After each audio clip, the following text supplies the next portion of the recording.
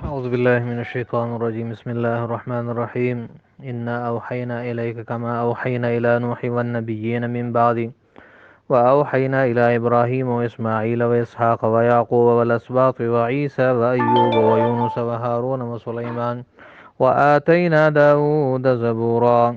ورسلا قد قصصناهم عليك من قبل ورسلا لم نقصصهم عليك وكلم الله موسى تکلیما صدق اللہ العظیم۔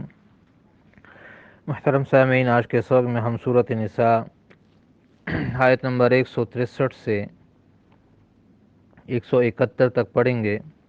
یہ پارہ نمبر 6 کا رکوع نمبر 3 ہے۔ اللہ تعالیٰ ارشاد فرماتا ہے، انا اوحینا الیکا، بے شک ہم نے اوحینا وحی کی، الیکا تیری طرف، اے ہمارے نبی، کما اوحینا جیسے کہ ہم نے وحی بھیجی، الی نوح، نوح علیہ السلام کی طرف، والنبیین اور باقی پیغمبروں کی طرف، من بعد ہی جو اس کے بعد تھے، واوحینا اور ہم نے وحی کی تھی، الی ابراہیم، ابراہیم علیہ السلام کی طرف، و اسماعیل اور اسماعیل علیہ السلام کی طرف جو ابراہیم علیہ السلام کا بڑا بیٹا ہے، و اسحاق اور اسحاق علیہ السلام کی طرف، یہ بھی اس کا بیٹا ہے، و یعقوب اور یعقوب علیہ السلام کی طرف کہ یہ اسحاق علیہ السلام کا بیٹا ہے، والاسباط اور ان کے اولاد کی طرف، و عیسیٰ اور عیسیٰ علیہ السلام کی طرف، و ایوب اور ایوب علیہ السلام کی طرف، و یونس اور یونس علیہ السلام کی طرف، و ہارون اور ہارون علیہ السلام کی طرف، و سلیمان اور سلیمان علیہ السلام کی طرف، یہ داؤد علیہ السلام کا بیٹا ہے، اور ہارون موسیٰ علیہ السلام کا بھائی ہے۔ وَآتَيْنَا دَاؤُودَ زَبُورًا اور دی تھی ہم نے حضرت داؤد علیہ السلام کو زبور جیسی عظیم الشان کتاب، وَرُسُلًا اور بھیجے تھے ہم نے بہت سے رسول، قَدْ قَصَصْنَاهُمْ عَلَيْكَ کہ ہم نے قصے بیان کیے ان کے، علیکہ آپ پر ہمارے نبی، من قبل اس سے پہلے، وَرُسُلًا اور بہت سے ایسے رسول بھی بھیجے، لم نقصصہم کہ ان کے قصے ہم نے بیان نہیں کیے، علیکہ آپ کو، وَكَلَّمَ اللَّهُ اور کلام کیا اللہ تعالیٰ نے موسیٰ علیہ السلام سے، تکلیما خوب کلام، خوب اچھی طرح، رسولاً اللہ نے بہت سے رسول بھیجے، مبشرین خوشخبری دینے والے مومنوں کو، ومنذرین اور آگاہ کرنے والے، خبرداری دینے والے نہ ماننے والوں کو، لئلا یکون تاکہ نہ رہے،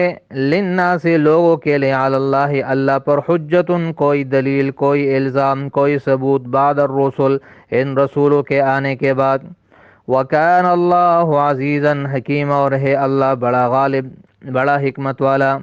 لیکن اللہ یشہد لیکن اللہ گواہی دیتا ہے، بما انزل الیک اس کتاب کی جو اس نے آپ کی طرف نازل فرمائی، انزلہ اس نے اس کو نازل کیا، بعلمہ اپنے علم سے، والملائکۃ یشہدون اور فرشتے بھی گواہی دیتے ہیں، وکفی باللہ اور کافی ہے اللہ، شہیداً گواہ، بطور گواہ، ان الذین کفروا بے شک جن لوگوں نے کفر کیا، وصدوا اور روکا، عن سبیل اللہ اللہ کے راستے سے، قد ضلوا یقیناً وہ گمراہ ہو گئے ہیں، ضلالا بعیدا بڑی دور کی گمراہی میں، ان الذین کفروا بے شک جن لوگوں نے کفر کیا، وظلموا اور ظلم کیا، لم یکن اللہ نہیں ہے اللہ، لیغفر لہم کہ بخشے ان کو، ولا لیہدیہم اور نہ ہی دکھائے گا ان کو، طریقاً کوئی راستہ، الا طریق جہنم سوائے جہنم کے راستے کے، خالدین فیہا وہ ہمیشہ رہیں گے اس میں، ابداً ہمیشہ ہمیشہ کے لیے، وکان ذلک علی اللہ یسیر اور یہ بات اللہ کے لیے بہت آسان ہے۔ یا ایھا الناس اے لوگو، قد جاءکم الرسول یقیناً تمہارے پاس ایک بہت بڑا رسول آیا، بالحق حق لے کر یعنی سچا دین لے کر، من ربکم تمہارے رب کی طرف سے، فآمنوا پس اس پر ایمان لاؤ، خیر لکم تو یہ تمہارا ایمان تمہارے لیے بہتر ہوگا، وَإِن تکفروا اور اگر تم کفر کرو گے، فإن للہ تو جان لو کہ بے شک اللہ ہی کے لیے ہے، ما فی السماوات والارض جو کچھ آسمان اور زمین میں ہے، وکان اللہ اور ہے اللہ، علیماً بڑا جاننے والا، حکیماً بڑا حکمت والا۔ یا اہل الکتاب اے اہل کتاب، اے یہود اے نصارا، لا تغلو غلو نہ کرو، حد سے تجاوز نہ کرو، فی دینکم اپنے دین کے بارے میں، ولا تقولوا علی اللہ، اور مت کہو اللہ پر الا الحق، مگر وہی بات جو سچ ہے۔ انما المسیح، اور وہ یہ کہ یقیناً مسیح علیہ السلام، عیسی ابن مریم یعنی عیسیٰ علیہ السلام جو مریم کا بیٹا ہے، رسول اللہ، وہ اللہ کا رسول ہے، وکلمتہ، اور اللہ کا کلمہ ہے۔ اللہ کی طرف نسبت عزت، عظمت اور شرف کی وجہ سے ہے۔ اللہ کا کلمہ ہے یعنی اللہ نے بغیر باپ کے کلمہ کن سے پیدا کیا اس کو۔ القاہا، جو اس نے ڈالا یعنی اس کی روح، الی مریم، مریم علیہ السلام کی طرف، وروح منہ، اور وہ ایک روح ہے، منہ، اللہ کی طرف سے۔ فآمنوا باللہ، پس تم ایمان لاؤ اللہ پر، ورسلہ، اور اس کے رسولوں پر، ولا تقولوا ثلاثہ، اور یوں مت کہو کہ خدا تین ہے، یعنی اللہ، عیسیٰ علیہ السلام، بی بی مریم، یا روح القدس جبرائیل علیہ السلام۔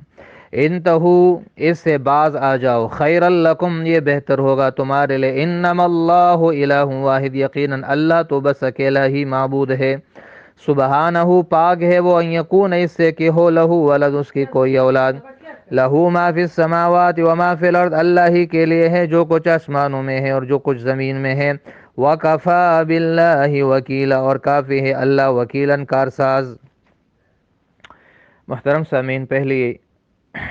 3 آیتوں میں یہ یہود کے اس اعتراض کا جواب تھا جو رکوع نمبر 2 کے شروع میں تھا، کہ انہوں نے نبی علیہ السلام سے مطالبہ کیا تھا کہ جیسے موسیٰ علیہ السلام تورات کو یک لخت اور ایک دفعہ پوری کی پوری کتاب لے کر آئے تھے، تو آپ بھی اس طرح قرآن کو لے آئیں۔ تو اللہ تعالیٰ نے اس کا جواب دیا کہ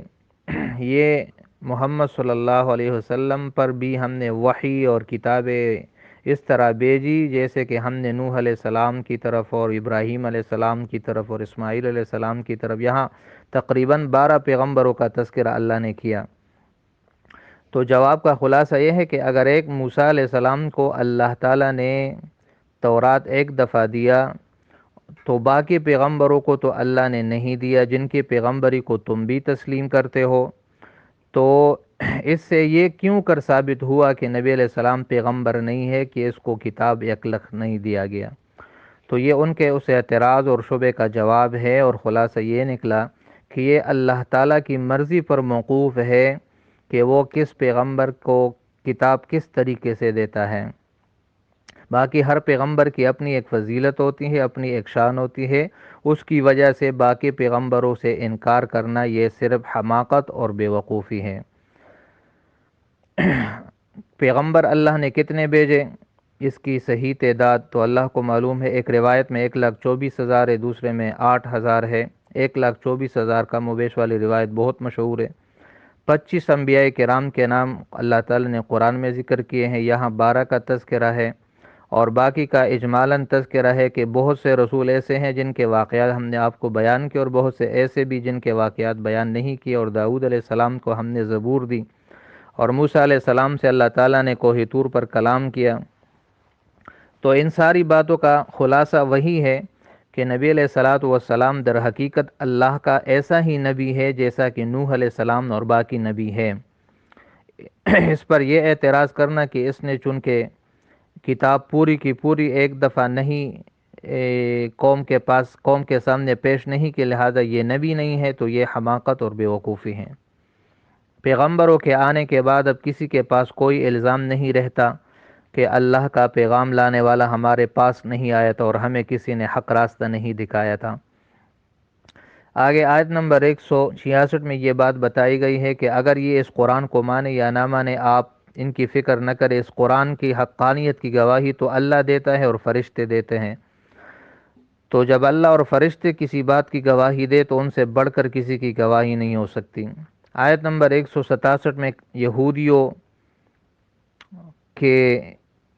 ایک بری عادت بیان کی گئی ہے کہ وہ خود بھی اسلام سے رکتے ہیں اور دوسروں کو بھی روکتے ہیں۔